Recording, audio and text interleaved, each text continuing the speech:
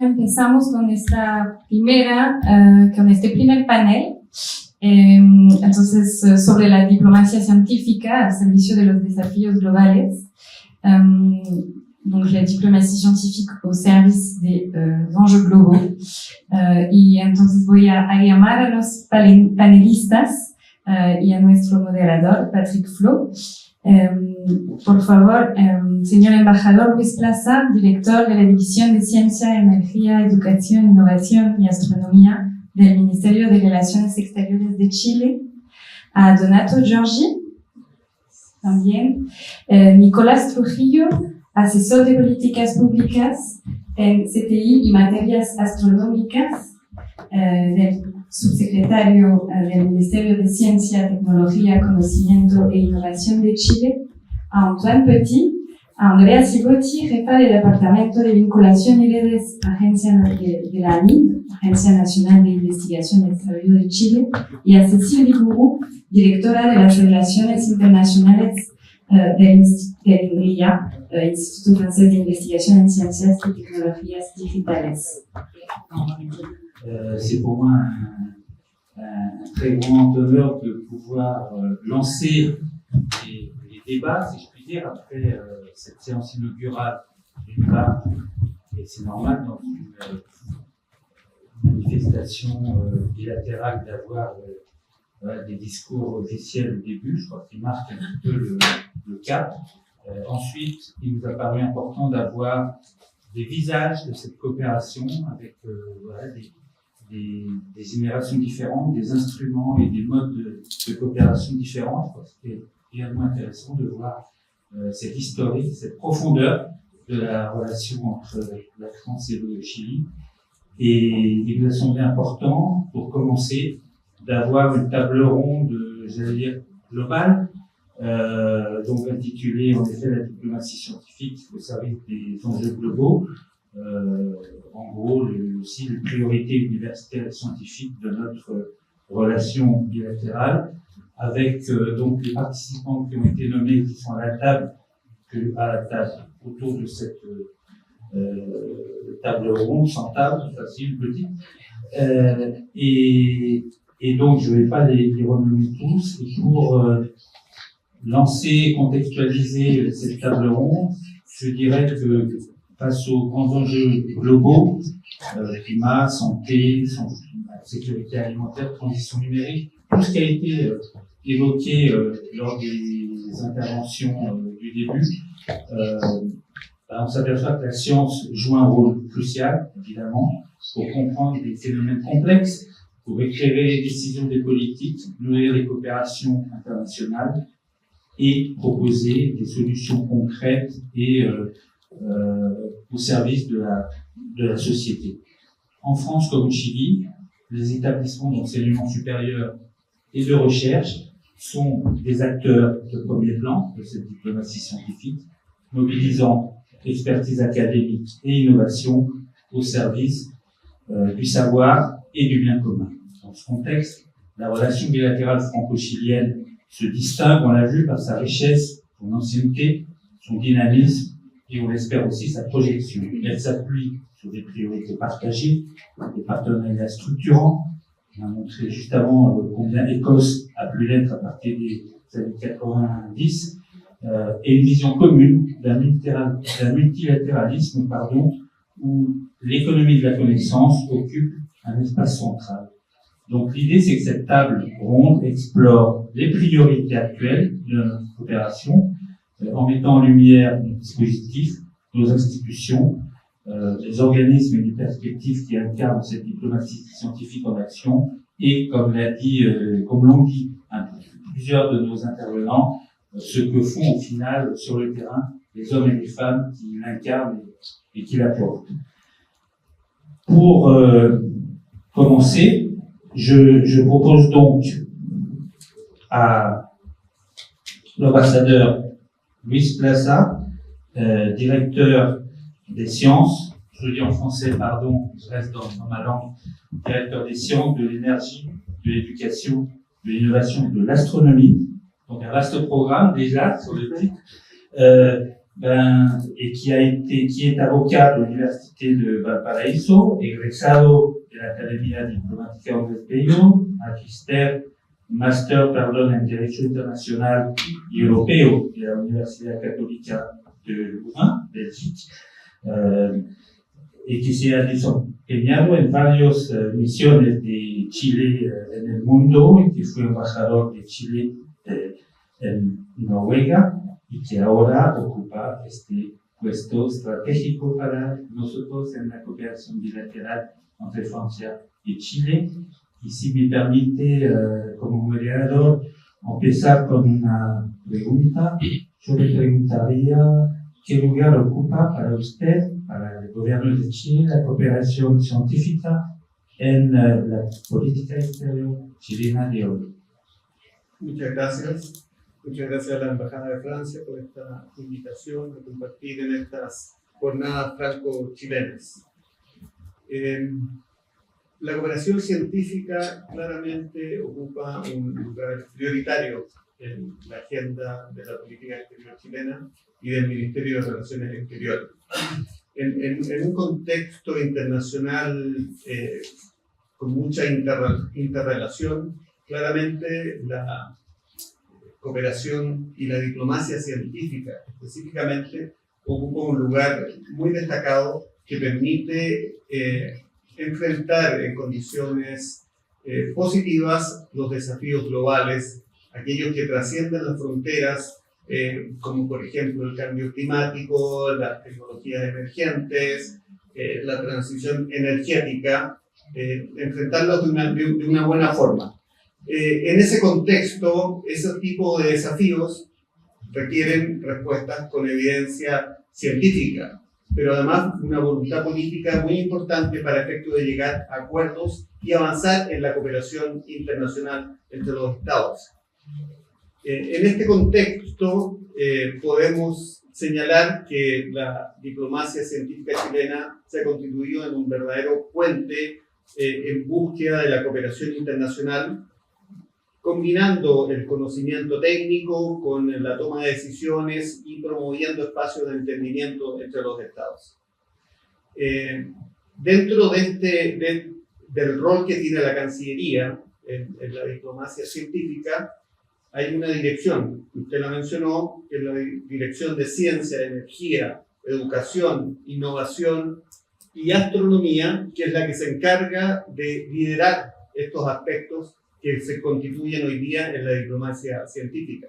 Esta es una división que es pionera, ya que tiene alrededor de 20 años en que se ha dedicado a estos temas, incluso antes de que se constituyera el Ministerio de Ciencia, ya estaba llevando al exterior la acción en los ámbitos de la ciencia, la tecnología y la innovación, posicionando a Chile en el contexto internacional. De ahí la importancia que tiene la acción que ha desarrollado esta división, dotando al Estado de capacidad para enfrentar los desafíos actuales y de alguna manera posicionando al país como un referente comprometido con el conocimiento y el desarrollo en el ámbito global. Yo no sé cuánto espacio de tiempo tenemos para efectos de... Tenemos en total 1 hora y media que vamos a tratar de controlar. Perfecto. Voy a tratar de ser breve para que todos tengamos la opción de poder compartir. Simplemente quiero agregar un hecho que es relevante y que muestra en el fondo, y lo mencionó el embajador recientemente, que es la aprobación de Chile como miembro asociado del SAR. Eso es una muestra concreta de diplomacia científica, en que el Ministerio de Ciencia, junto al apoyo de Cancillería, a través de la misión de Chile en Ginebra, a través de CITI, lograron el objetivo que se había fijado, que es la aprobación por parte del CERN de este objetivo que tenía el gobierno y la Cancillería. Bueno, gracias porque es un ejemplo concreto de diplomacia científica de acción. Y justamente para hacer una segunda pregunta, y es un ejemplo, me imagino que trabaja bien, ¿cómo trabaja a través de su dirección el Ministerio con instituciones científicas y académicas para fortalecer justamente esta proyección científica de Chile al internacional y apostando con colaboraciones con socios científicos de referencia. Sí. Sí, nosotros tenemos un permanente diálogo con las instituciones sectoriales que tienen que ver con el desarrollo de la diplomacia científica. Destaca el Ministerio de Ciencia, el Ministerio de Energía, el Ministerio de Cultura, de Educación, el Ministerio de Telecomunicaciones, con los cuales impulsamos acciones en el exterior, coordinamos políticas para tener posiciones comunes tanto a nivel bilateral como en los foros internacionales, y apoyamos el desarrollo de iniciativas que tienen estas instituciones sectoriales que se proyectan en el exterior con el apoyo de las embajadas y de la dirección de DECIP. Eso es una acción permanente que desarrolla Cancillería. Y aquí también hay ejemplos concretos como en ciencia antártica y polar, que se desarrolla a través de CNIACH, la ACCID, que es la agencia de cooperación, que tiene programas de cooperación sur-sur y triangular que permiten la movilidad de estudiantes, académicos, científicos, etc. También se hace a nivel bilateral. Tenemos planes estratégicos, por ejemplo, con Estados Unidos, con California, con Massachusetts y con Washington, en los cuales también está incorporado el factor de los elementos y desafíos científicos en estas acciones. Muchas gracias, merci. Et je crois qu'en accueillant les assises de la coopération franco-chilienne, vous montrez l'intérêt et le volontarisme que vous avez tant sur apostar a la ciencia, pero también trabajar con socios, y yo pienso que en este sentido Francia es un socio con quien pueden contar. Merci. Puisqu'on était avec l'État chilien, on va passer du côté de l'État français et en demandant à Donato Giorgi, qui est donc délégué aux affaires internationales et européennes de notre cher ministère de l'Enseignement supérieur et de la Recherche depuis septembre 2024. On s'était croisés très rapidement quand il était à l'ambassade de France, d'ailleurs aux Émirats Arabes Unis, en charge de l'espace, et qu'il était aussi directeur du bureau du CNES au Moyen-Orient. Un petit peu de la même façon, je vous demanderais comment la diplomatie scientifique française évolue et s'adapte pour développer son attractivité aujourd'hui dans le monde, et puis peut-être avec un focus plus particulier sur l'Amérique latine et le Chili. Merci beaucoup pour la question. Oui, mon expérience à l'ambassade aux Émirats fut très intense, fut quelque chose de nouveau. Ce n'était pas mon premier poste à l'étranger. J'ai été par le passé à Bruxelles, où la diplomatie scientifique qu'on menait était de tout autre type, puisqu'il s'agissait plutôt de négocier en multilatéral dans le cadre de l'Union européenne. Le bilatéral, en revanche, a une nature qui est liée à des besoins spécifiques, qui, dans le monde de la science et de la technologie, changent régulièrement, évoluent au rythme des évolutions de la science et de la technologie. Mais comme il s'agit aussi de diplomatie, ils évoluent aussi au rythme des relations entre les pays. On le voit aujourd'hui, comment la situation au niveau mondial est en train de changer et comment les relations entre pays dans le domaine de la science et de la technologie ont besoin de changer. On voit que l'action à l'extérieur d'un pays comme la France est une action qui est portée par un ensemble de besoins, un ensemble de raisons. Mais si nous restons dans le monde de la science et de la technologie, nous voyons que déjà c'est la diplomatie qui peut aider la science assez développée. C'est le cas, par exemple, quand on doit créer des organisations internationales ou maintenir des organisations internationales comme le CERN. Donc, c'est quand on parle de la diplomatie pour la science. En revanche, il peut y avoir des situations où, comme on l'a vu par le passé, où la science était un outil de la diplomatie. On l'a vu dans le cadre de l'époque Pinochet, mais on l'a vu dans le cadre d'autres pays comme entre les États-Unis et l'Iran, où les académies des sciences entretenaient des relations, alors que le gouvernement ne pouvait pas se parler. Ce sont des outils que nous avons utilisés, que nous continuons à utiliser, et que nous devons adapter régulièrement au contexte. Le contexte actuel présente un challenge nouveau, un pays qui a façonné notre style de vie, notre quotidien, vraiment notre style de vie depuis la fin de la Deuxième Guerre mondiale, change radicalement d'identité. Et en nous laissant tous dans une situation de questionnement pour comprendre si c'est vrai ou si c'est juste un cauchemar qu'on est en train de vivre. Et cela a un impact non seulement en termes d'image et en termes de relations globalement, mais cela a un impact aussi en termes de science, technologie et développement économique.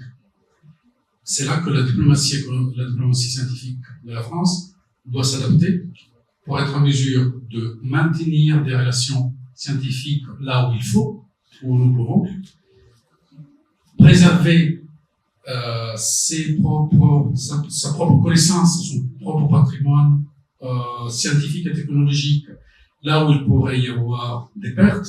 Parlons toutes les données, parlons par exemple des données, par exemple de données liées à la climatologie.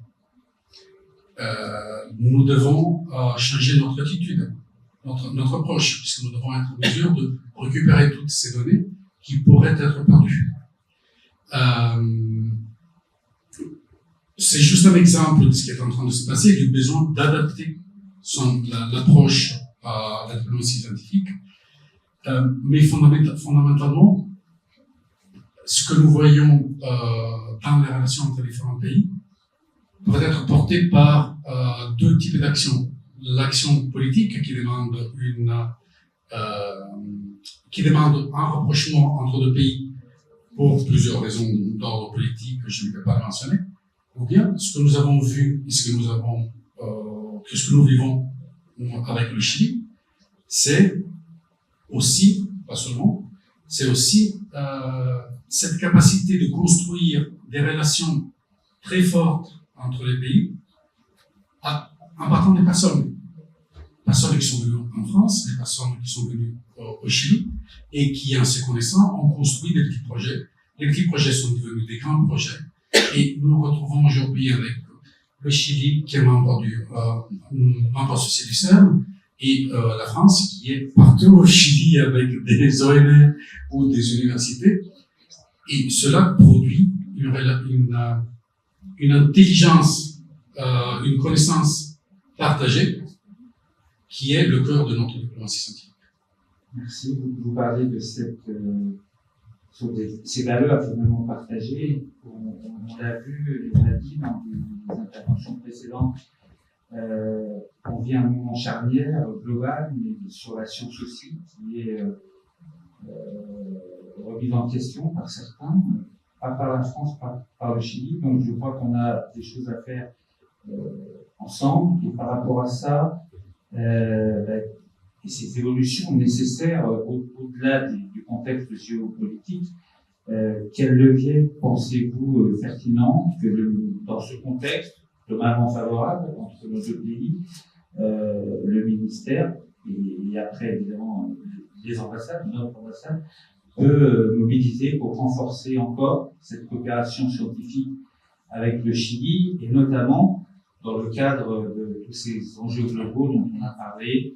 Nous on dit souvent les trois transitions énergétiques, climatiques et digitales, où en effet avec le Chili on a beaucoup de choses que l'on fait et qu'on doit sans doute continuer à faire encore plus et encore mieux. Merci. Vous parlez de levier. Mais je pense que le levier, c'est ce que je viens de dire, c'est-à-dire les chercheurs, les chercheuses, les étudiants, les étudiantes, les gens comme nous qui viennent ici pour explorer des opportunités, peut-être qu'ils ne fonctionneront pas. J'en ai cité une pendant mon discours tout à l'heure, mais ça n'empêche pas de continuer à garder des rapports, de s'aimer des opportunités. Et aujourd'hui, le challenge que je vois, c'est ce que je me souviens plus, ce qu'il a mentionné tout à l'heure, c'était peut-être Antoine, quand il parlait de, il y a un grand nombre de départs à la retraite de chercheurs dans les prochaines années. Ça vaut aussi pour les chercheurs franco-chiliens, qui travaillent entre la France et le Chili, et qui n'ont plus cette possibilité de contribuer activement à développer nos relations. Nous devons être capables d'investir dans la jeunesse pour combler ce vide qui pourrait être laissé. Les outils dont nous disposons ne sont pas énormes, mais ils sont extrêmement efficaces quand il s'agit de mobilité étudiante, quand il s'agit de mobilité pour les chercheurs, quand il s'agit d'identifier des sujets en commun qui nous permettent d'échanger constamment. Nous avons parlé des projets, nous avons des centres, dans notre ONR, il y a je pense à peu près 200 doubles diplômes entre la France et le Chili.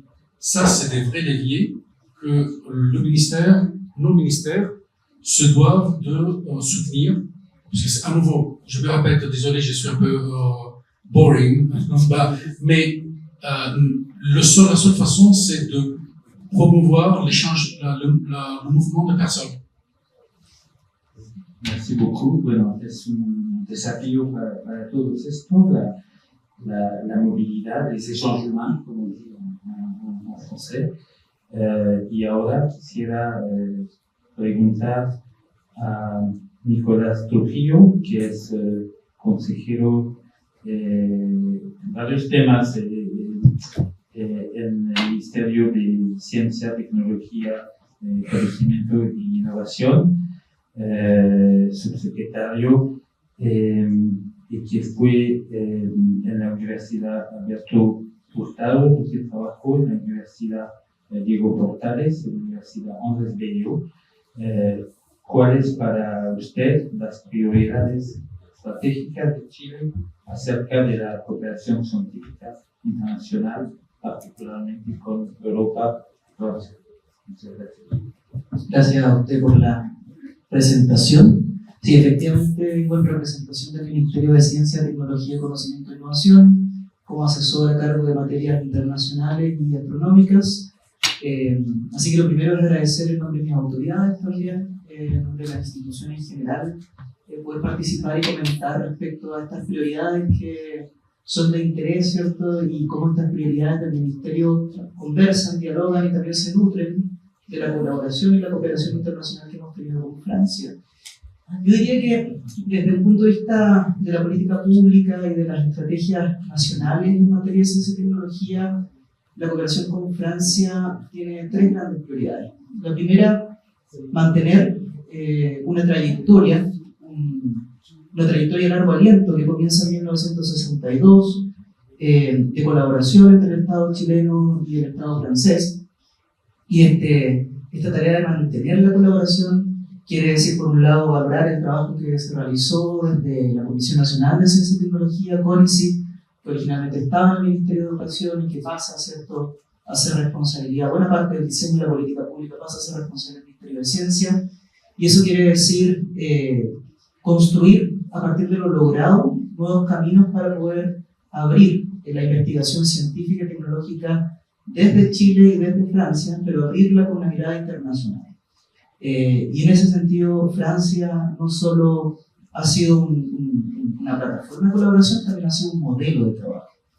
Una segunda prioridad tiene que ver con dar continuidad también a lo que hemos construido a partir de estas colaboraciones. Y aquí me parece que un ejemplo que todas y todos conocemos es el Centro de Modelamiento Matemático, que esta semana celebra, ¿cierto?, sus 25 años, y que entre las grandes virtudes que tiene este centro no solo se cuenta el desarrollo de las ciencias naturales, de la matemática, sino que también cuenta su interés y el impulso que ha desarrollado, ¿cierto?, en materia de investigación inter y transdisciplinar, multidisciplinar.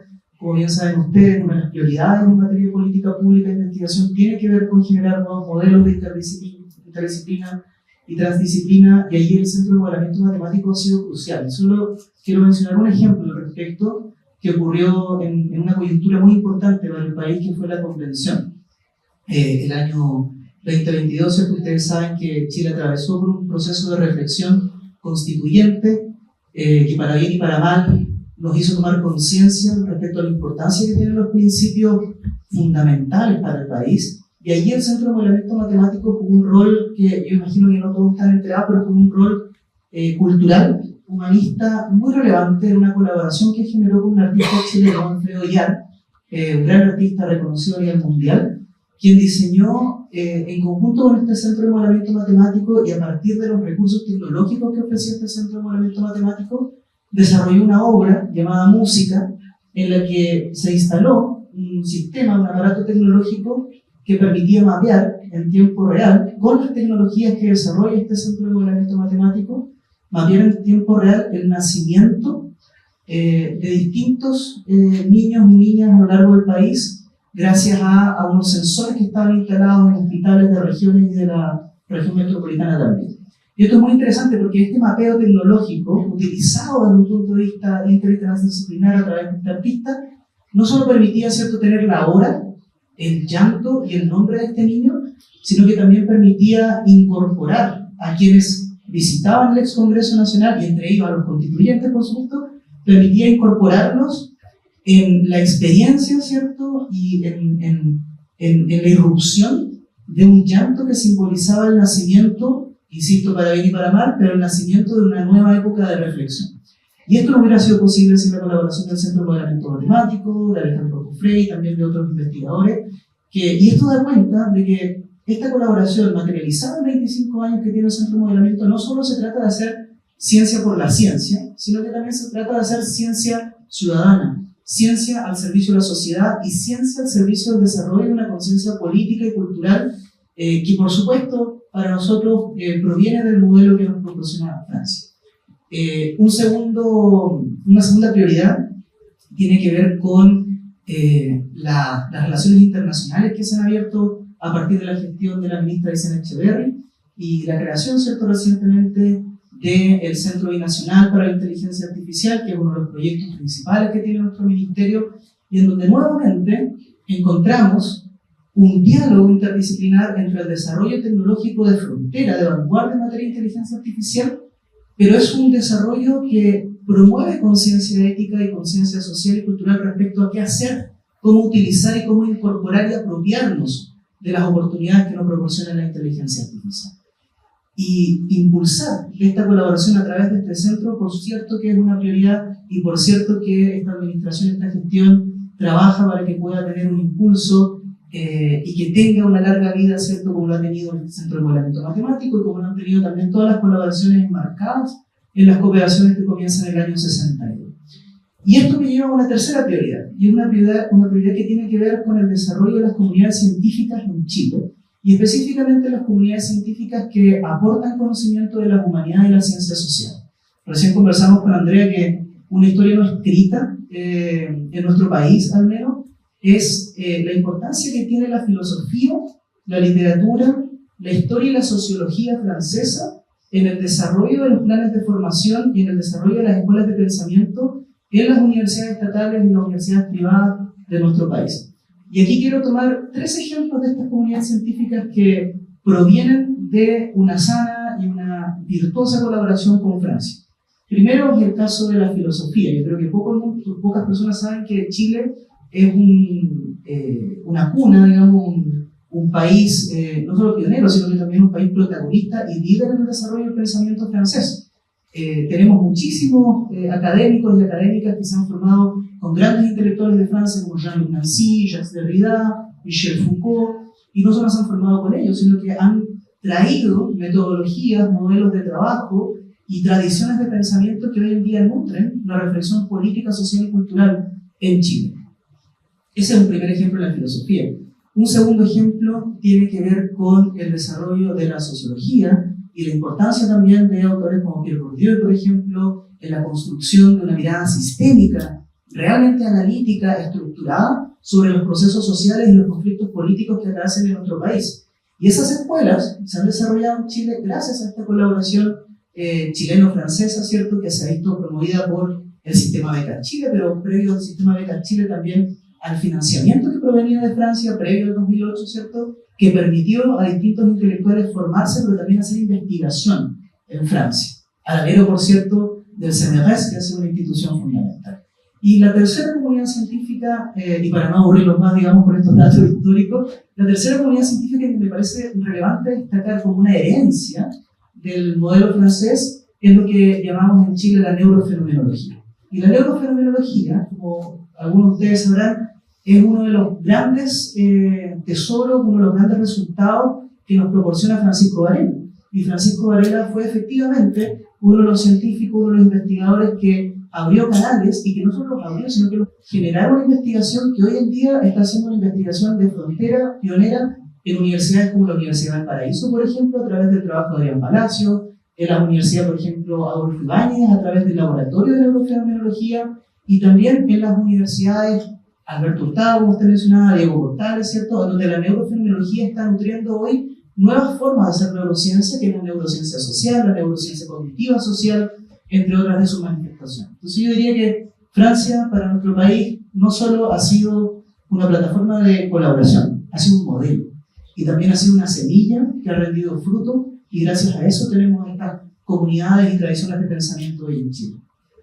Muchas gracias. Primero por la hoja de ruta que describió del Ministerio, también por el reconocimiento del trabajo común que hacemos, y también abrir la ventana a las ciencias sociales, que nunca hay que olvidar. Yo sé que hay varios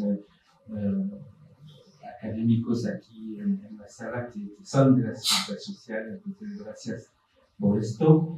Y para seguir, y en eco a lo que comentó el embajador Plaza, del punto de este nuevo ministerio,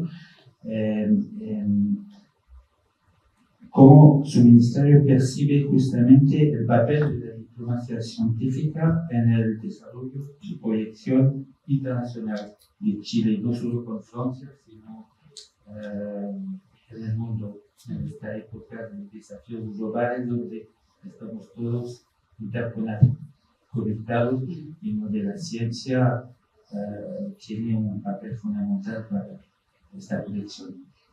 Muchas gracias por la pregunta, y además la atesoro particularmente porque el tema de diplomacia científica es una materia que hemos desarrollado con mucho cariño y con mucho trabajo desde el Ministerio de Ciencia.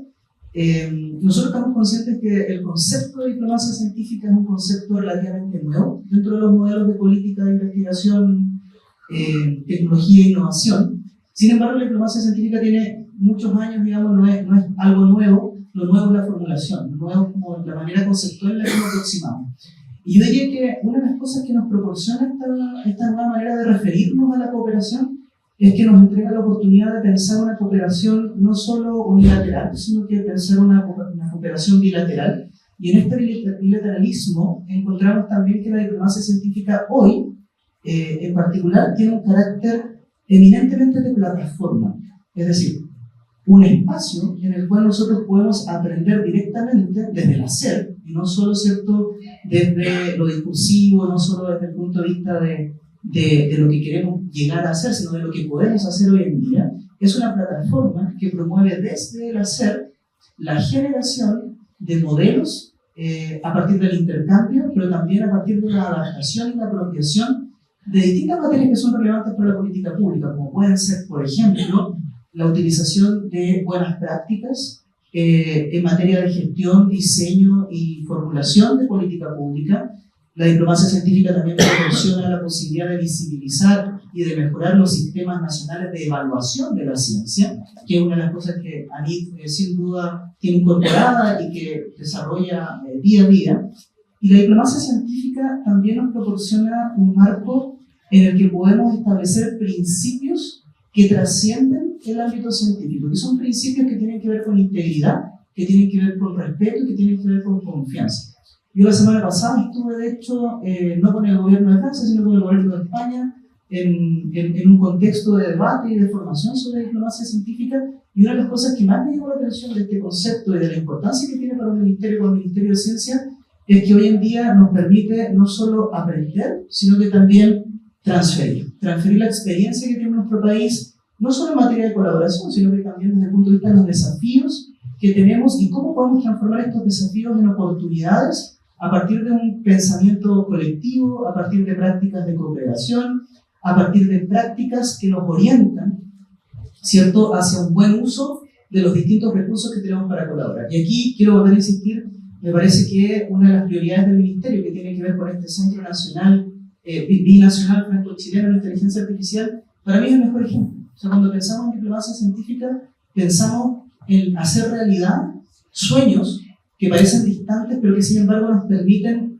construirlo a partir de lo que hay, ¿cierto? No es una construcción, como se dice en inglés, top-down, sino que es una construcción verdaderamente bottom-up. O sea, lo que tenemos hoy en día instalado, lo podemos poner en esta plataforma llamada diplomacia científica y podemos hacer no solo que germine, sino que podemos acelerar ese desarrollo. Y allí la diplomacia científica para el Ministerio de Ciencia es crucial, porque nos proporciona un camino, nos proporciona un modelo, nos proporciona un espacio para poder generar esas alianzas virtuosas, como es el caso del Centro Binacional, el caso del Centro Matemático, y bueno, tantos otros también que hay en esta historia. Muchas gracias. Y de lo que veo, una cooperación donde cada uno respeta el otro y aprende del otro, y no es una cooperación como se hacía hace 50 años norte-sur, sino que es una cooperación entre pares. Je vais donner maintenant l'occasion à Antoine Petit, président directeur général du CNRS. Je rappelle qu'il est professeur de l'université de classe exceptionnelle, agrégé de mathématiques, docteur en informatique de l'université de Paris Diderot, qui fut longtemps aussi, il l'a mentionné, directeur général de l'INRIA et PDG du CNRS depuis 2018. Monsieur le Président, ce matin on a vu un exemple significatif d'une collaboration à succès avec un bébé qui était né il y a 25 ans et je crois maintenant a bien grandi.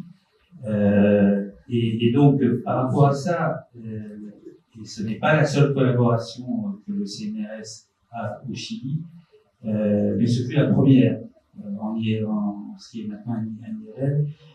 Comment vous expliquez cette place particulière occupée par le Chili dans l'action à l'étranger du CNRS et quels sont les projets structurants ou emblématiques que vous portez avec le Chili au-delà du CMM et avec des projections sur le futur? Merci beaucoup. Ça c'est un peu des notices chronologiques au début, j'ai trouvé, mais c'est l'avantage de vieillir. Plus sérieusement, je crois que ce qui est vraiment important, c'est, comme ça a déjà été dit à plusieurs reprises, c'est construire la durée. Ça, c'est absolument clé. Et ce qui marche, c'est lorsqu'on arrive à faire ça de la vie. Ce qui veut dire être capable de partir de quelque chose qui est déjà solide et de le faire perdurer. Je crois qu'en ce qui concerne le CRM, le point clé, ça a déjà été dit, c'est le fait qu'au départ, il y a des mathématiciens chiliens, et Raphaël Correa l'a démontré, qui sont allés en France et qui ont appris à connaître l'écosystème français. On aurait pu imaginer l'inverse, mais je pense qu'au départ, il faut des gens qui se connaissent, parce que comme ça a déjà été dit à plusieurs reprises, on peut signer tous les MOU qu'on veut. À la fin, la science, elle est faite par des gens, par des femmes et des hommes qui doivent se connaître et s'apprécier. Et je tiens à dire que le CMM est non seulement le premier laboratoire international qu'on a au Chili, ce qui est déjà bien, mais c'est le premier laboratoire international au monde. C'est le premier pour puisque ça, on a bien numéroté tout, donc le numéro de l'UMI, c'était l'UMI 001. Et ça prouve quand même clairement la dimension laboratoire. Et après, une fois qu'on a construit qu'on ait du mal. Je pense que ça a déjà été dit, on va se répéter tous, mais il faut prévoir les générations d'après. Je parlais de notices technologiques tout à l'heure, j'exagère un peu, mais ça veut dire on la roue qui tourne, il faut absolument impliquer de nouveaux chercheurs, de nouvelles chercheuses. C'est pas une évidence, mais les collaborations qui fonctionnent bien au niveau du CNRS, et maintenant, comme je l'ai dit tout à l'heure, on a 80 laboratoires à travers le monde et on a un certain recul, et on a des laboratoires qui, effectivement, ont 25 ans, 20 ans, parfois des collaborations qui ont encore plus, même si elles ne se traduisent pas par les outils. Et ça, je crois que c'est vraiment le point clé. Et pour ça, c'est à la fois les femmes et les hommes, j'ai déjà dit, mais c'est aussi les sujets. Je crois que c'est extrêmement important de faire en sorte qu'il y ait un renouvellement des sujets. Mais au fond, c'est un peu lié avec les femmes et les hommes, parce que si vous avez des gens nouveaux, et là, ils vont avoir des idées nouvelles, et c'est ça qui est formidable. Ça a bien fonctionné avec le CMM, on va pas y revenir, parce que sinon, à la fin de la journée, ils vont avoir les chevilles qui vont gonfler. Mais ça fonctionne aussi bien en astronomie. On a depuis maintenant 2011, on est à 14 ans des relations dans le domaine de l'astronomie. Les relations, et ça je crois que c'est vraiment important, ces relations bilatérales entre deux pays, elles ne soient pas juste entre deux institutions. Parce qu'au fond, aucune d'entre nous n'est suffisamment grande pour garantir sur le très long terme. Et je crois que c'est très bien que les collaborations qu'on puisse avoir, même s'il peut y avoir deux institutions d'État qui sont les initiateurs, voire les porteurs, je pense qu'on y arrive qu'en impliquant des institutions des deux côtés. Ça peut être dans les lignes de recherche, ça peut être des universités des deux côtés. C'est ça qui fonctionne, c'est ça qui fait un effet boule de neige. Et voilà, on a cet exemple dans le domaine de la mathématique appliquée, on a cet exemple dans le domaine de l'astronomie. Je pense qu'il y a aujourd'hui un certain nombre de challenges qui sont devant nous. Quand j'en ai mentionné un certain nombre tout à l'heure, je vais revenir très rapidement. Je pense que tout ce qui est amené au changement climatique, à la transition énergétique sont des éléments absolument clés. Après, il y a aussi, bien sûr, je pense que c'est important pour un organisme de recherche comme le CNRS, qui a des collaborations à travers le monde, aussi être capable de faire des choix. Ce qui n'est pas si facile, parce qu'aujourd'hui, on a tous les mêmes priorités scientifiques. Si vous allez dans n'importe quel pays au monde, c'est quoi les priorités? C'est où? Et au premier rang desquels, il y a l'IA. Il y a aussi, peut-être un peu moins ici, mais il y a les technologies quantiques, il y a le changement climatique, il y a la transition énergétique, etc. Donc, je pense que c'est extrêmement important qu'on soit capable de faire des choix en étant capable de regarder quelles sont les priorités du pays avec lesquels on peut collaborer, quelles sont nos priorités, être capable de les croiser. C'est pour ça que c'est important qu'il y ait ce qu'on appelle les comités mixtes entre la France et un autre pays pour croiser ces priorités, être capable de faire des choix. Et ça, c'est jamais facile de faire des choix.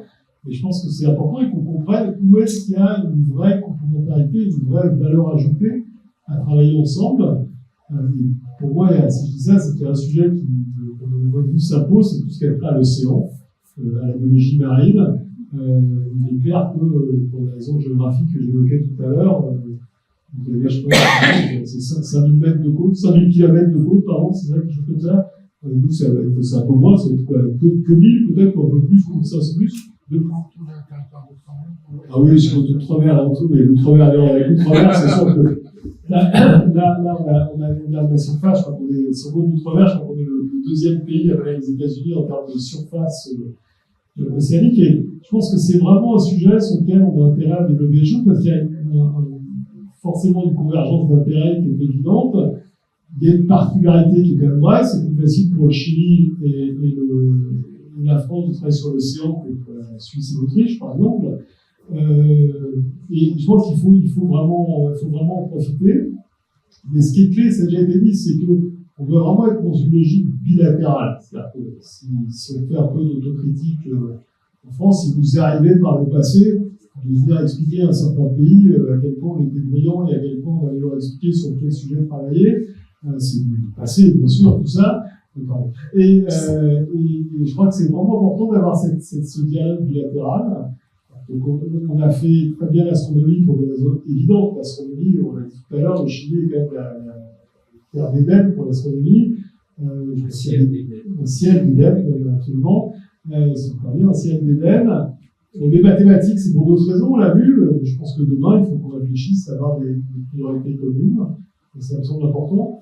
Il y a un point qu'on n'a pas du tout abordé aujourd'hui, mais peut-être on va en parler par le futur, c'est qu'on a un petit peu parcouru avec le CM, c'est le lien avec le secteur économique. On est convaincu que la recherche, je l'ai dit tout à l'heure, le slogan du CNRS, c'est la recherche fondamentale au service de la société. Et je pense qu'aujourd'hui, on a besoin de science, comme probablement jamais, mais on a aussi besoin d'être capable de transférer cette science. Donc, on a besoin d'avoir des vecteurs pour faire en sorte que les résultats de la recherche fondamentale puissent ensuite avoir un impact pour les gens. Je pense que c'est important pour la place de la science dans la société. Et ça fait partie des sujets sur lesquels on peut travailler ensemble.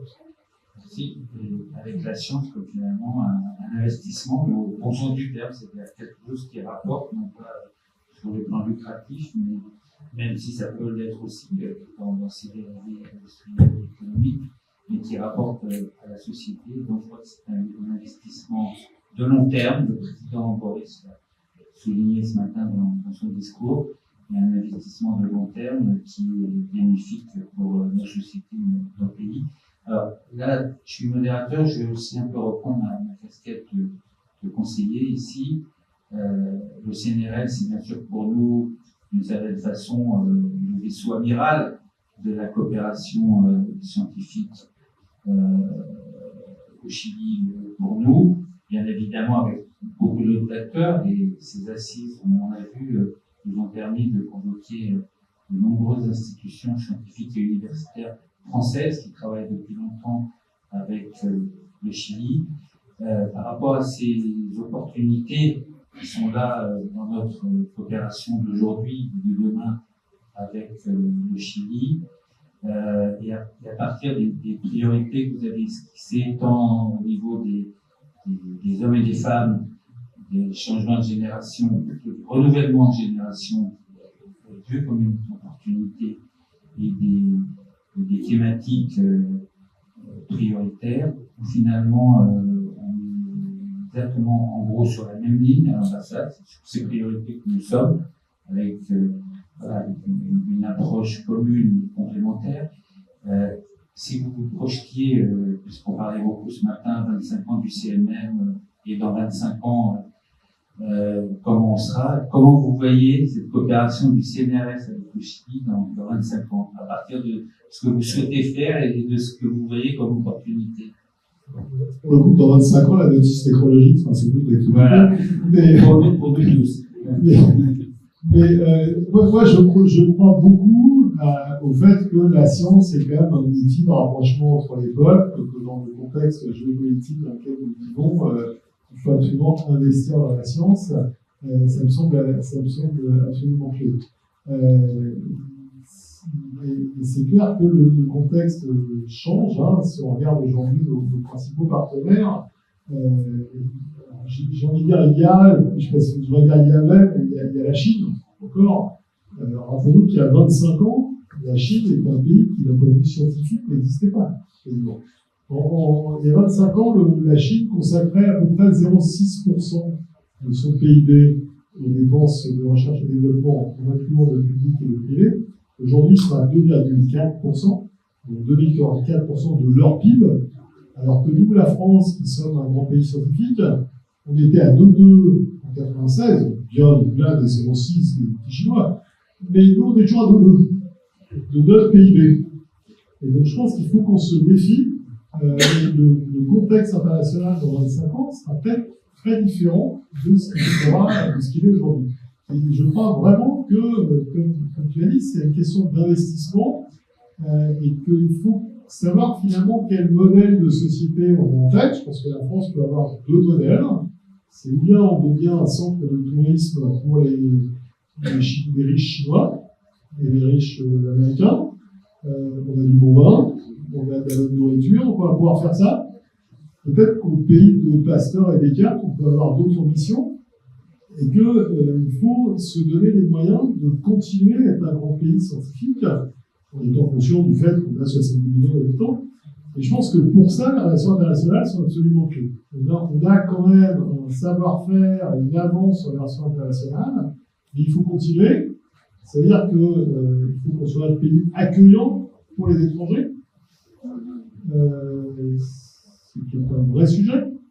Je pense qu'il faut que les étrangers aient envie de venir chez nous, et on ne pourra pas expliquer qu'il y a les méchants étrangers dont on ne veut pas et les gentils étrangers dont on veut bien.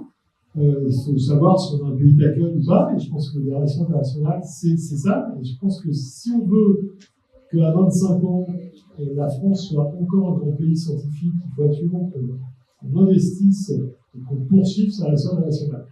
D'où l'importance, on en revient toujours en l'idée, qu'il faut que ceux qui seront en poste dans 25 ans, ils pensent à la France. Et c'est un rassurant. Je vais vous donner un autre exemple qui m'a totalement perturbé. Vous savez que la France avait des relations absolument privilégiées avec le Maroc.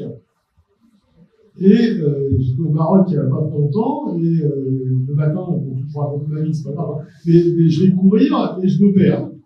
Et donc je demande à 3 jeunes filles qui avaient 15-16 ans ma route, en français. Elles ne parlaient pas français. Et je leur ai demandé en anglais, c'est pas non plus qu'elles étaient ma route, parce que ça me suivait. Et j'en discutais avec nos collègues marocains de ma génération, et on est en train vraiment de perdre quelque chose. Voilà, le président Macron est allé au Maroc, on y était, je pense que ça va redonner quelque chose, mais ça prouve bien que des relations dont on pouvait penser qu'elles étaient pérennes et inscrites à l'infini, et ben c'est pas le cas. Donc, je pense que c'est vraiment important, ces relations internationales, qu'on continue à investir, qu'on continue à faire en sorte que des chercheurs et des chercheuses, des étudiants du pays, en l'occurrence le Chili, viennent en France, que nous on envoie des gens là. Et je pense que c'est absolument clé. Et pour ça, c'est pas le miracle, c'est encore une fois les femmes et les hommes, mais on a aussi en tant qu'État, en tant qu'organisme, on a quand même un rôle à jouer. Et le fait d'être capable de définir des priorités et de mettre quelques moyens pour faire en sorte que les échanges soient importants, c'est à mon avis la clé. Voilà, donc on dit c'est ça pas modestement, les clés du succès à l'horizon à 25 ans, c'est qu'on se donne les moyens, en tout cas je parle français, hein, c'est pas moi de parler de l'origine, mais qu'on se donne les moyens de rester un grand pays scientifique et de faire en sorte que cette aura qui est comme la nôtre, encore une fois, Pasteur, Descartes, et il y en a d'autres, on la garde. Nos copains mathématiciens qui sont là, la France est un grand pays de mathématiques, a été un grand pays de mathématiques. Est-ce qu'on sera encore un grand pays de mathématiques dans 10 ou 15 ans? C'est pas garanti. C'est rien n'est inscrit dans la durée. Vous savez qu'on est les champions du monde des classements du style PISA et TIMSS, mais si on regarde à l'envers, le classement, d'accord, on est les champions du monde du bas. D'accord? Pour un pays qui prétend être un grand pays de mathématiques, ça doit nous poser des questions. Donc, est-ce qu'on aura encore une élite mathématique dans quelques années? Je l'espère, je le souhaite. On parlait d'IA, je disais ce matin, l'IA, c'est quand même avant tout des mathématiques et de l'informatique.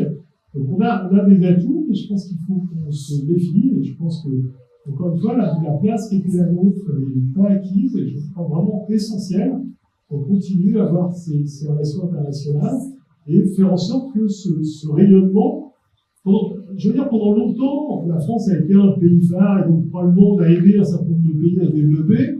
Je pense qu'aujourd'hui, c'est totalement symétrique, et il faut aussi que le Chili continue maintenant, le Chili nous aide aussi à continuer à être un grand pays. Je parle du Chili parce qu'on est ici à San Diego, mais je pense que c'est vrai aussi avec un certain nombre d'autres partenaires. Merci. Alors, on a des défis, vous les avez mentionnés, qui sont des défis qui sont des chantiers, de certaine façon. On a aussi des priorités. Et, vous parliez du Maroc et du président Macron au Maroc. Il est venu aussi au Chili, il n'y a pas longtemps, et il nous en a donné une qui est justement sur les échanges humains, pas à l'horizon dans 25 ans, mais même plutôt à 2030, d'augmenter de 50% de mobilité étudiante vers la France, mais nous on pense que mobilité étudiante, ça crée une dynamique pour après le continuum. Il y a des chercheurs, il y a des scientifiques, et donc il y a des relations scientifiques entre les deux pays. Donc on a ce chantier-là, nous, et on espère que justement ça contribuera à ce que dans 25 ans, les défis soient relevés. On sait que voilà, il y a du pain sur la planche, et dans un contexte où en effet il faut être créatif parce que les moyens publics sont ce qu'ils sont et ils ne sont pas toujours illimités. Donc ça c'est un autre des défis que nous avons. Merci. Quisiera ahora dar la palabra y preguntar a Andrea Sibotti, que trabaja en la Agencia Nacional de Investigación y Desarrollo, porque tenemos una muy buena cooperación desde su creación. ¿Cuáles son los instrumentos de allí para promover, estaba hablando de movilidad estudiantil, ahora la movilidad científica y los proyectos de investigación con socios extranjeros, especialmente europeos y en particular franceses? Bueno, ¿se escucha? Muchas gracias por la invitación. Aprovecho también de saludar a los panelistas, también a nombre de nuestra directora nacional, un gran saludo. Ella lamentablemente ya no pudo asistir, pero para ella y para la agencia, todo lo que es la cooperación internacional, las relaciones internacionales, y en este caso, como decía Nicolás, la diplomacia científica, que si bien es un concepto relativamente nuevo, que estamos todavía entendiéndolo, manejándonos entre nosotros, entre este espacio nuevo, tiene sus inicios en la cooperación internacional, lo que son las relaciones internacionales, y en eso quiero destacar también la historia que tiene la agencia que rescata desde CONICET, la Comisión Nacional de Investigación y Desarrollo, y Comisión Nacional para la Ciencia y la Tecnología. Muchas gracias. Una comisión que estuvo vigente por los últimos 50 años alrededor, y con la creación del ministerio se crea la agencia con este nuevo impulso también, esta nueva hoja de ruta, digamos, que también lo mencionó Nicolás, en cuanto a los desafíos globales que estamos viviendo. Aquí se ha hablado bastante de la importancia, de lo cual también como agencia compartimos. Estamos convencidos de que la cooperación internacional a través de la diplomacia científica, y en particular con nuestros socios europeos, con Francia, que compartimos valores tan similares. Hoy día también lo recordaba el presidente en sus palabras en la ceremonia del CMM, que aprovecho también de felicitar por la conmemoración de los 25 años, que qué importante es mantener esos valores que compartimos y también ver de una misma manera cómo abordamos los desafíos globales, que son bastantes, y se han mencionado acá algunos, como cambio climático, lo que son las tecnologías emergentes, lo que es también los desafíos en astronomía, en lo que son las tecnologías cuánticas, etc. Entonces es muy importante también que se den espacios de diálogo para conocernos mejor y para también impulsar de mejor manera el diálogo científico y poder generar mejores insumos también para la toma de decisiones. Yo creo que eso también es algo que ha querido impulsar la agencia a través también del ministerio, de poder dejar a disposición lo que es la investigación, la ciencia para la toma de decisiones. Y eso es algo muy importante que también la agencia ha dado un énfasis en cuanto a la disponibilidad y la democratización de la ciencia a través también de nuestra política de acceso, y son aspectos muy relevantes también que la ciencia tiene que ser compartida también con todos y todas, con la ciudadanía, y también, ¿por qué no?, y con más énfasis con los tomadores de decisiones. Así que eso como introducción diría un poco a este espacio. En particular, la agencia también como dije al principio, se ha trazado una hoja de ruta en cuanto a la internacionalización. Nosotros desde el 2020, que somos agencia, tomamos el guante, digamos, de CONICET, de todo el trabajo que se hizo en cooperación internacional, lo acogimos acá en la agencia y le hicimos una mejora, una proyección, una visión a futuro también a través de nuestra estrategia de internacionalización, la cual fija prioridades que también son compartidas con nuestros colegas también, y se dan en distintos foros, que es el cambio climático, todo lo que tiene que ver con infraestructuras para la investigación, lo que tiene que ver con la Agenda 2030, el cambio climático, y también la ciencia abierta. Entonces, la ANID ha trazado esta estrategia, la cual es una hoja de ruta también para orientar nuestros instrumentos, que es a lo que voy ahora con la pregunta. Los instrumentos de la NIC todos tienen componente internacional. Sin embargo, tenemos alrededor de 27 que se orientan específicamente a la movilidad, al intercambio científico.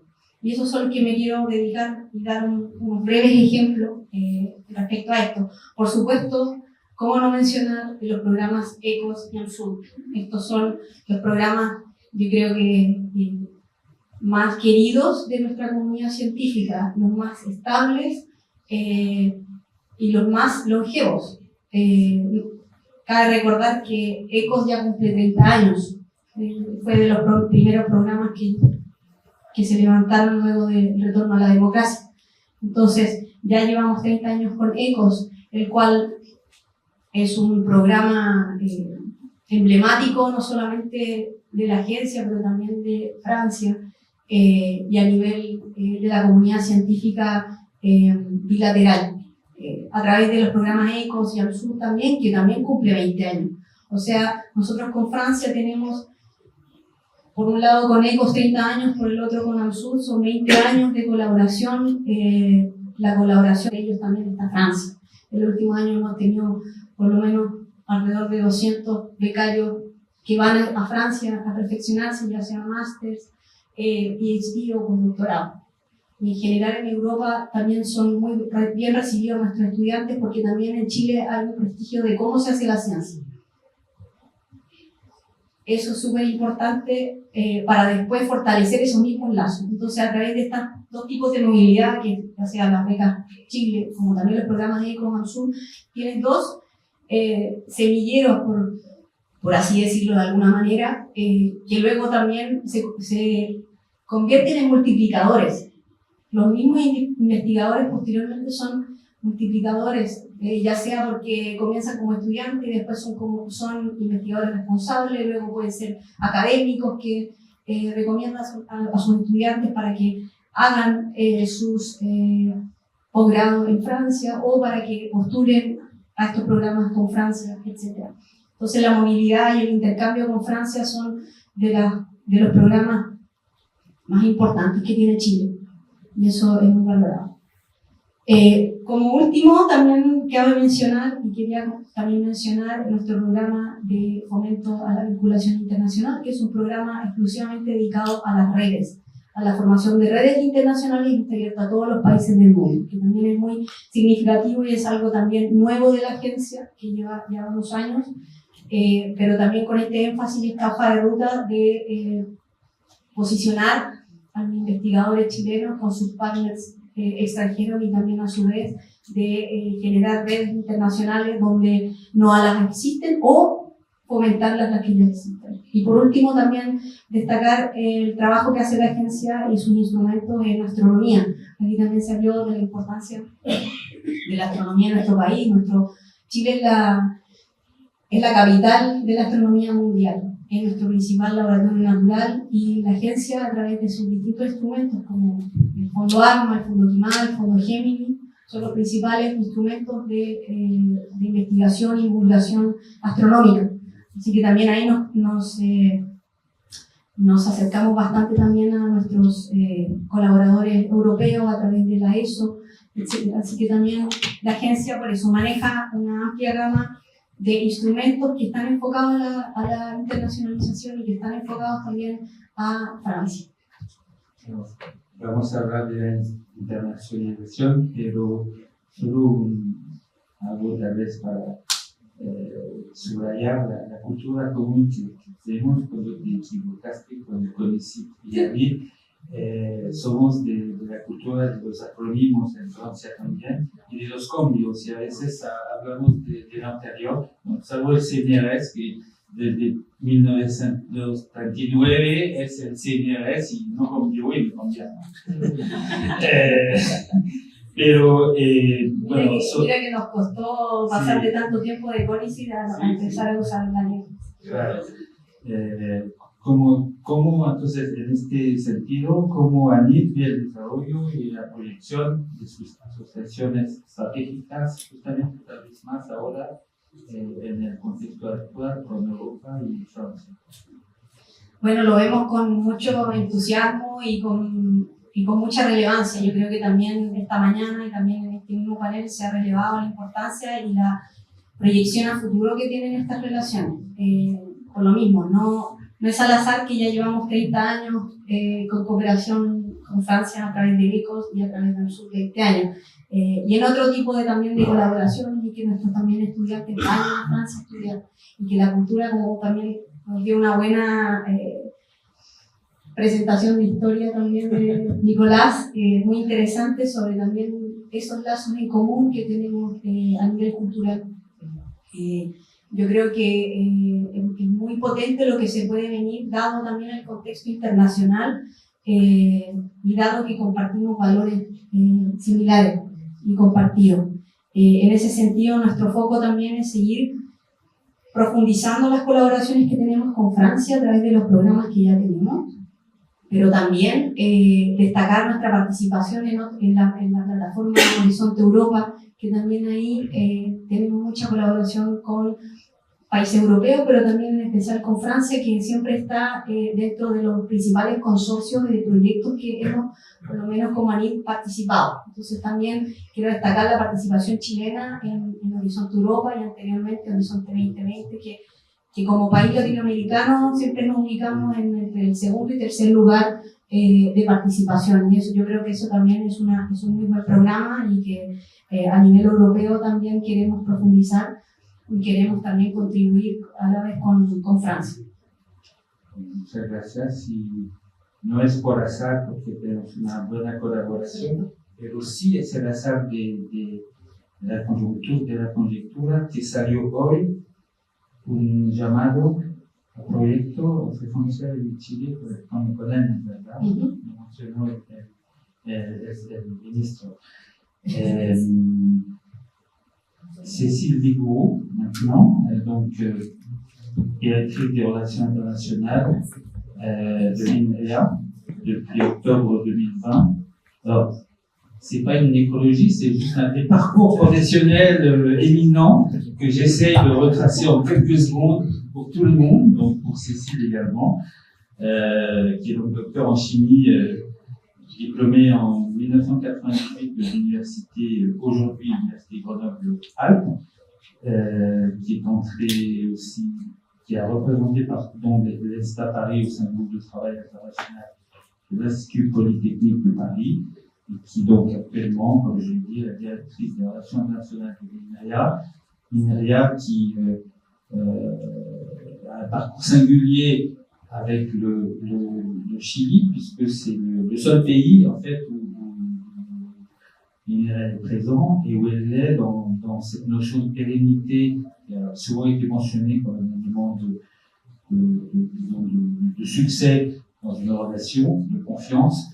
Vous êtes ici maintenant depuis 10 ans et j'ai envie de vous demander peut-être en premier quelles sont les thématiques de recherche sur la science en ce moment, de recherche en sciences du numérique les plus prometteuses que vous pensez pour la coopération franco-chilienne selon l'INRIA, les plus intéressantes et pleines d'opportunités. Merci. Donc peut-être très brièvement, INRIA, nous sommes le Centre national de recherche en sciences et technologies numériques, donc sur un périmètre bien défini. Donc nos voisins connaissent particulièrement bien. Et donc nous avons des missions portant sur la recherche, également le transfert innovation, le développement de start-up et l'appui aux politiques publiques. Et je mentionne ces éléments parce qu'ils sont importants dans justement ce que nous construisons depuis maintenant plus de 10 ans, puisque nous avons fêté nos 10 ans il y a 12 ans, je crois, au Chili. Donc effectivement, comme il a été dit, INRIA Chile est la seule représentation d'INRIA en dehors de France avec des locaux propres et du personnel propre.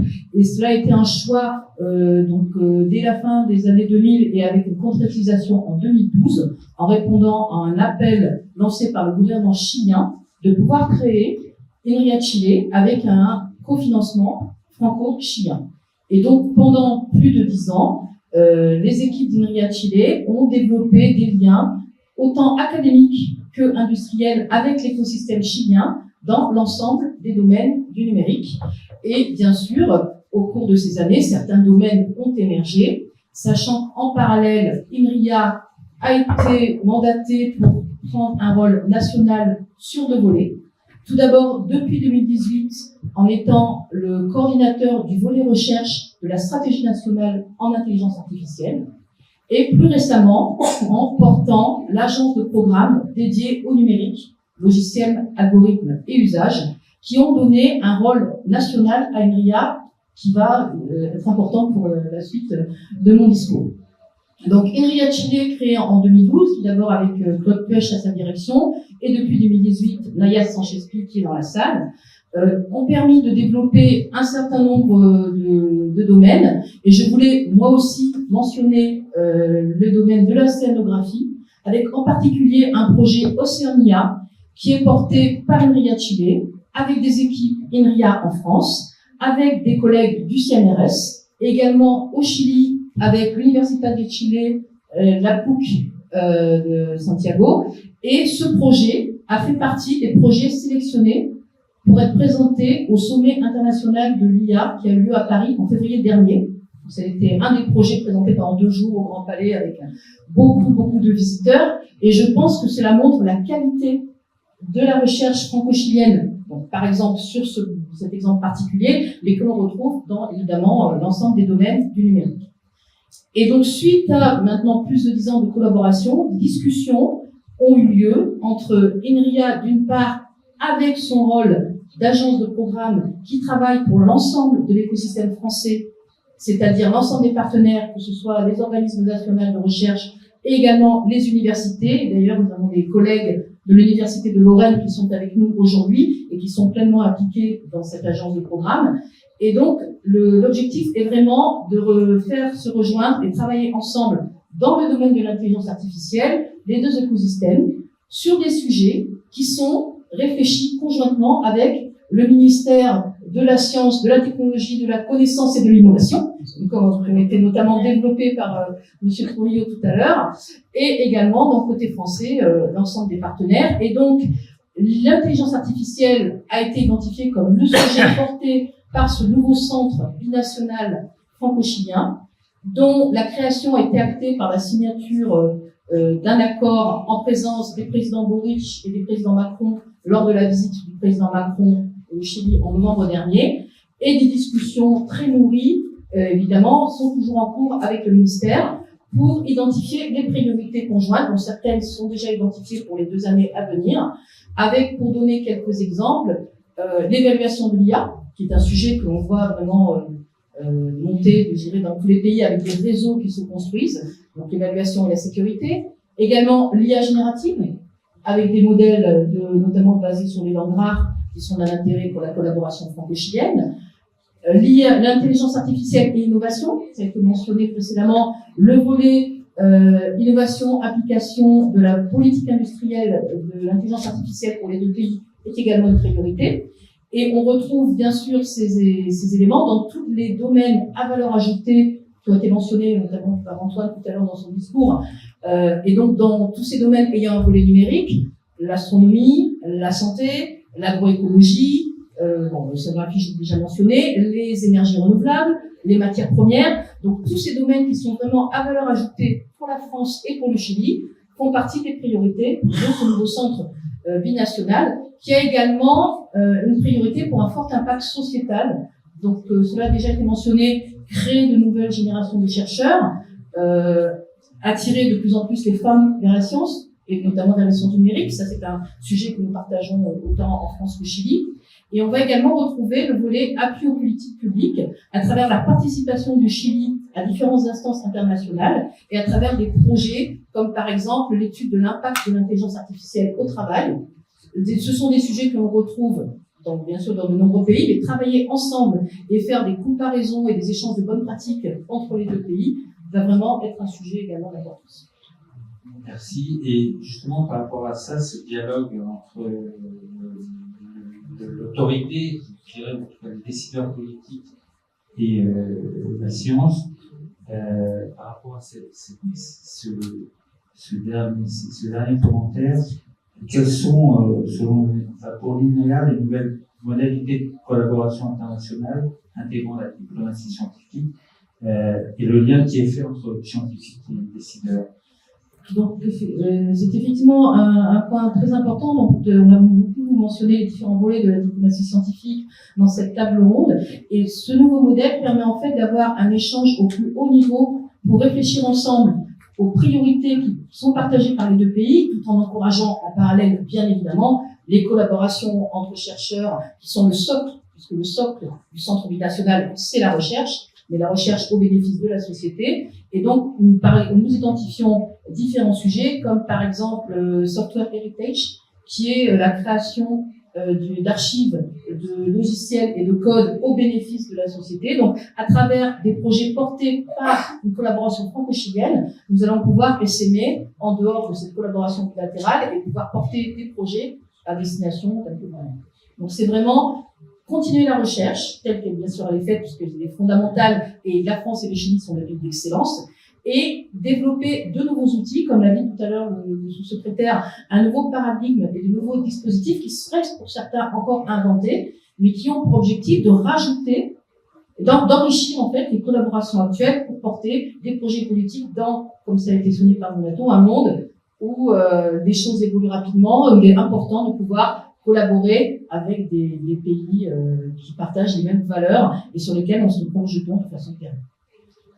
Merci beaucoup. Et je voudrais vous remercier toutes et tous pour tous les commentaires et toutes les réflexions très intéressantes que vous avez faites autour de la science et autour de la coopération entre la France et le Chili, mais aussi d'avoir collectivement et individuellement respecté à peu près le temps qui nous est imparti, à tel point que nous avons 10 minutes de plus, presque un quart d'heure.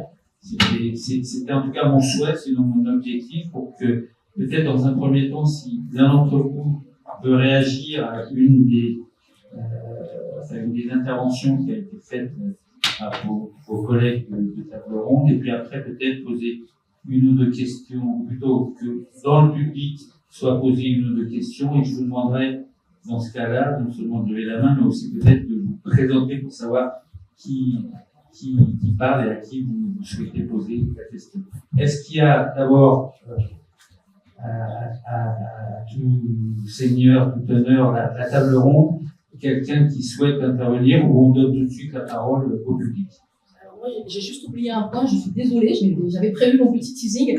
Donc, parce que demain, il y a une session justement dédiée au Centre binational franco-chilien, et je voulais la mentionner pour les personnes dans la salle qui n'auraient pas identifié dans le programme. Donc, voilà, j'avais oublié, toutes mes excuses. Merci. Alors, est-ce que dans la salle, il y a une question là-bas?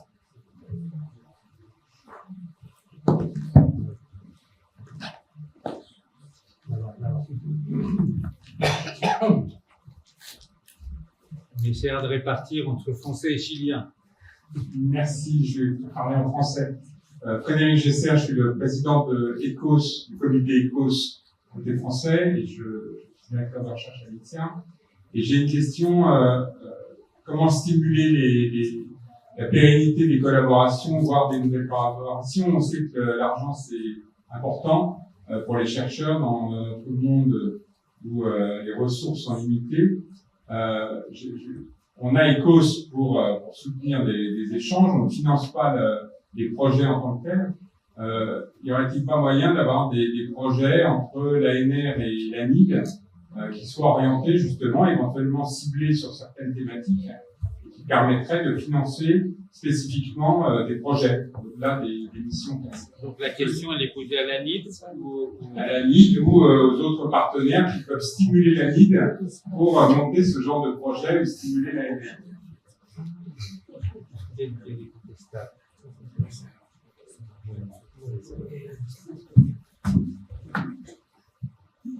Gracias por la pregunta. Voy a responder desde el Ministerio de Ciencia, por supuesto no desde la NIF, pero agradezco mucho la consulta porque el Ministerio de Ciencia, para poder orientar investigación, cuenta hoy en día con distintos mecanismos que nos permiten establecer primero prioridades país, es decir, prioridades que están al servicio del interés del Estado. Segundo, cuenta con mecanismos de asesoramiento científico que son muy relevantes para poder entender si estas prioridades país tienen o no tienen asidero, tienen o no tienen recursos desde el punto de vista científico y tecnológico, ¿cierto?, para poder cumplir con estas demandas de intereses. Y tercero, tiene también modelos para poder identificar aquellos instrumentos en los cuales nosotros podemos generar un alza de inversión o una variación en la inversión. Y el caso de ECOS, pero también el caso de AMSUD, es súper interesante en esta materia, porque hoy en día, y esto lo sé porque converso con varios investigadores, hoy en día existen investigadores analizando efectivamente los instrumentos de cooperación internacional con Francia por la larga data que tienen, que es lo que señalaba Andrea. Y una manera de poder motivar efectivamente la reflexión sobre orientar un instrumento, hacer variaciones en el presupuesto, etcétera, etcétera, tiene que ver con esta capacidad de poder contar con las evidencias que respalden una decisión en base, ¿cierto?, y orientada en función de los intereses del Estado. Por supuesto, esto no es una decisión que concierne a una modificación de base técnica, por ejemplo, una modificación apresurada del instrumento, sino que es una reflexión que se tiene que dar en conjunto y a partir de, ¿cierto?, las evidencias que proporciona nuestro sistema nacional. Y allí, afortunadamente, la larga historia que tienen estos programas nos proporcionan una oportunidad para poder tomar atención respecto a lo que han generado a la fecha, ¿cierto?, estos programas de cooperación con Francia, pero también nos permite tener la posibilidad de pensar, bueno, ¿y estos programas, tal cual están diseñados hoy en día, resisten 10 años más? ¿Resisten 5 años más? Y si no es posible mantener ese marco, bueno, entonces, ¿cómo hacemos para avanzar, ¿cierto?, en una estrategia que nos permita revalorizar, ¿cierto?, las oportunidades que nos entregan estos financiamientos. Y ahí quiero destacar que es súper importante la pregunta, porque la pregunta por el financiamiento no es solo una pregunta respecto de si hay o no hay presupuesto, es una pregunta respecto de si hay o no hay inteligencia, evidencias, datos y suficientes antecedentes para poder darle relevancia a las distintas ofertas programáticas que tenemos en la Agencia Nacional de Investigación, pero también a las distintas necesidades que tiene el Estado. Y creo que uno de los buenos ejemplos que tenemos recientemente, que son parte de esta administración, es la orientación de inversión pública, inversión estratégica en inteligencia artificial, donde Francia, por cierto, como señalaba la panelista, ¿cierto?, donde Francia está jugando un rol pionero. También tenemos otra materia que es ciberseguridad, ¿cierto?, en donde tenemos, por cierto, otros países, otras cooperaciones en donde también esto es estratégico y también esto es posible de realizar. Pero quiero insistir en ello, como que hoy en día tengamos la posibilidad de contar con estas evidencias, estos antecedentes, estos datos y esta inteligencia, bueno, esto es gracias justamente a una cooperación que ha sido virtuosa, una cooperación que ha mantenido una larga trayectoria y que, por cierto, se está planteando preguntas complejas como ¿cuál es el valor y cuál es la valorización que tenemos que hacer de los instrumentos actuales, pero de aquí de 5 a 10 a 20 años? Y esto es tan relevante y los instrumentos que tenemos con la cooperación con Francia son tan relevantes que yo sé que hoy en día tenemos investigadores especializados en diplomacia científica que están tomando los instrumentos de la NID, estos instrumentos como objetos de estudio, y los están estudiando para poder entender qué es lo que se logró, pero qué es lo que hace falta modificar para poder seguir ampliando o seguir robusteciendo lo ganado a través de estos presupuestos y estos financiamientos específicos. Y eso no es menos, porque eso también demuestra la relevancia que tiene hoy en día la ciencia y la tecnología en la diplomacia, para la diplomacia. Porque hace 20 años atrás, 30 años atrás, jamás hubiéramos pensado, por ejemplo, en tomar estos instrumentos como objetos de estudio, como casos ejemplares, casos de buenas prácticas en colaboración internacional, porque simplemente no teníamos esa información y no teníamos la certeza respecto al valor cultural, social, científico y tecnológico que genera.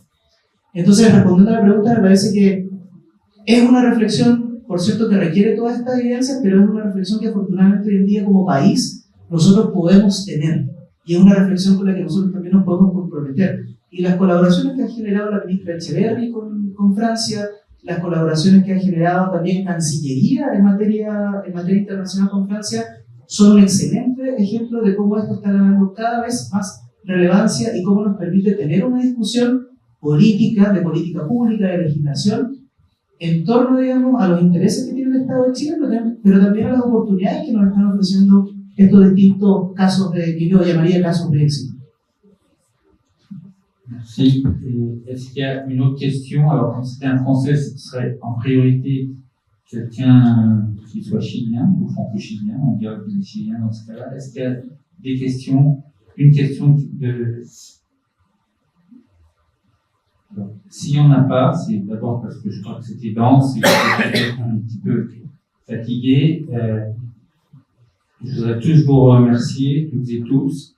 Non pas faire de conclusion, mais peut-être pour terminer avec un commentaire sur ce qu'est, ce que peut être la science. Je reprendrai, j'étais pas au Chili au moment de la pandémie, j'étais dans un autre pays de la zone, mais j'ai trouvé très beau et très émouvant ce projet. Et on revient au CMM de ce matin, qui avait articulé le CMM et qui montre que la science, c'est ce que Nicolas a évoqué pendant la pandémie, qui montre que la science, la technologie, la culture sont au service de l'humain, et quoi de plus humain qu'un enfant qui naît.